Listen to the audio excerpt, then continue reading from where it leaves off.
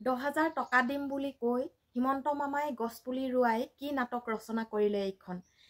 নমস্কাৰ বন্ধু বান্ধৱীসকল, মই মৰমী। মোৰ ইউটিউব চেনেলটোলৈ আপোনালোক সকলোলৈকে স্বাগতম জনালোঁ। আশা কৰোঁ আপোনালোকৰ সকলোৰে ভাল। বৰ্তমান মোৰো ভালেই বাৰু। হয়, আপোনালোকে ঠিকেই শুনিছে।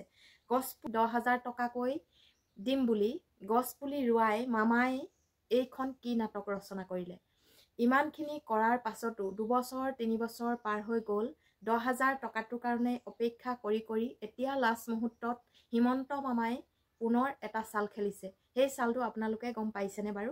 দয়াং বনাঞ্চল বা তেনেকুৱা বনাঞ্চলসমূহ আছে, তেনেকুৱাৰ বনাঞ্চল সমূহৰ এটা ভয়ংকৰ বিপদ হৈ পৰিছে। সেই বিপদটো কিনো আপোনালোকে শুনকচোন। আমাক এতিয়া দিলে 6টাকৈ গছপুলি। 6টাকৈ গছপুলি দিয়াৰ পাছত আমি 2 বছৰৰ অন্তৰত 6টা গছপুলি ৰুলোঁ আৰু সেই 6টা গছপুলি ভেৰিফিকেশ্যন সকলোবোৰ হৈ গ'ল আৰু মোৱা ফৰ্মখন ইতিমধ্যে আমি ফিল আপ কৰি ভেৰিফিকেশ্যন কৰি সমাপ্ত কৰিলোঁ। নহয় জানো? সকলোৱে ভাবি আছে যে আমাৰ 10,000 টকাটো সোমাব আৰু ইতিমধ্যে বহুত বাতৰিত বা নিউজত কৈ আছে যে 33 লাখ কিমান কেইহাজাৰ মহিলা এই 10,000 টকাটো পাব। প্ৰথম 10,000, পিছত পাব 15,000, মুঠ 25,000কৈ টকা পাব। আৰু সেই টকাৰে মহিলাসকলে বিজনেছ আৰম্ভ কৰি বা ভাল কাম এটা আৰম্ভ কৰি উন্নতি কৰাৰ কামত খটাব লাগিব। এনেধৰণৰ বহুত আমি বাতৰি সমূহ পাই আছোঁ। তাৰ বিপৰীতে এতিয়া দেখিবলৈ পোৱা গৈছে বা দেখিবলৈ পোৱা যোৱা নাই, আমি নিজেই সন্মুখতেই গছপুলিৰ সৈতে ফৰেষ্ট ডিপাৰ্টমেণ্টৰ মানুহৰ লগত কিয় ফটো মাৰিব লাগে। আমাৰ গছপুলি জীয়াই আছে নাই প্ৰতিটো তথ্য আমি ফটো সহকাৰে বা আমি প্ৰুফ দি তেওঁলোকক দেখুৱাই আছোঁ। তাৰ বিনিময়ত তেওঁলোকে কিয় বন বিভাগৰ মানুহ বা ফৰেষ্ট ডিপাৰ্টমেণ্টৰ মানুহ কিয় পঠাব লগা হৈছে? তেওঁলোকে গছপুলিসমূহ ৰুৱাই আমাক কি কৰিব বিচাৰিছে?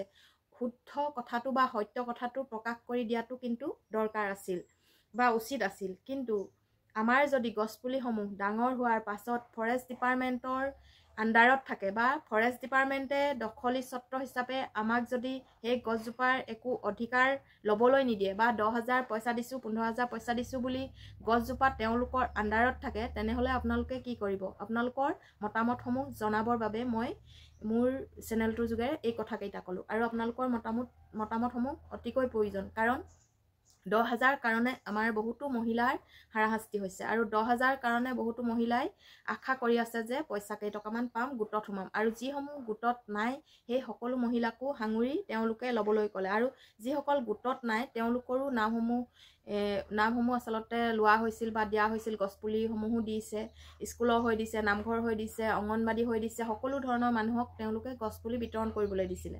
কিন্তু এতিয়া কথা হ'ল কি, ফৰেষ্ট ডিপাৰ্টমেণ্টৰ মানুহে পুনৰ কিয় ভেৰিফিকেশ্যন কৰিব লগা হ'ল? ইমানখিনি নথি পত্ৰ বা প্ৰমাণ সহকাৰে ফটোসহ আমি লোকেশ্যন ফটো মাৰি তেওঁলোকক আপলোড কৰিছোঁ।